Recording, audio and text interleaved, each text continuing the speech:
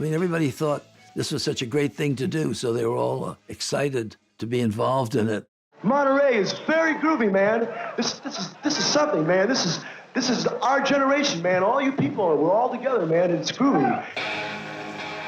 Anybody that played there was glad to be there once they were there. You know, it was a little bit painful for The Who because we arrived at the same time as Jimi Hendrix, who was doing roughly the same kind of stage antics, but perhaps with a little bit more class. You know, Jimi Hendrix and The Who were a little bit of a kind of a clash with that peaceful ambience because our acts were both kind of violent. But that was a significant, that was the first big festival, and I think, you know, seminal really for The Who and for Jimi.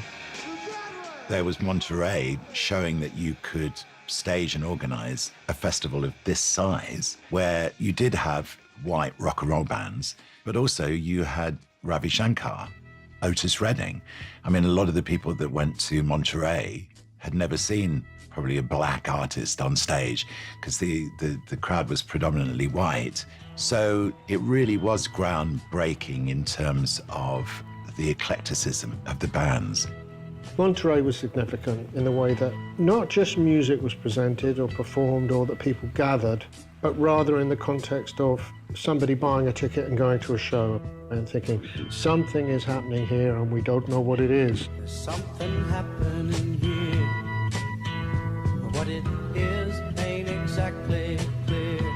I think we caught a fantastic moment in musical history.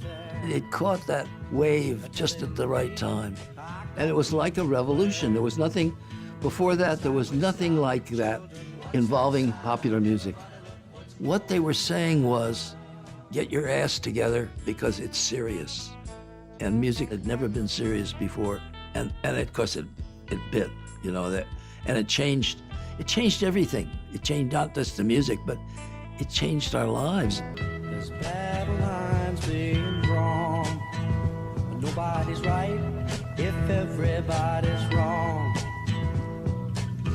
Young people speaking their minds are getting so much resistance from behind. Time we stop. Hey, what's that sound? Everybody look what's going down. The counterculture of the 60s is the essential backdrop, and the music represented an alternative attitude and with songs that had something to say. Now, you've got the Vietnam War going on, which spread to this country, the protests about it spread to this country, and we had riots in Grosvenor Square and that sort of thing happening. We have a new phenomenon of the underground press, and you're also in a decade when there's massive social change. A lot of things were happening all within the space of a few years. The combined effect of all this is that young people who are thinking, well, this is a new world, a brave new world, you know, we don't have to go along with all this stuff that our parents' generation had to. In terms of the counterculture in the late 60s, the whole environment encouraged freedom of expression, whatever way that may be. And there was a synthesis of like minds at that moment that were forming this huge community that for a few years bound everybody together.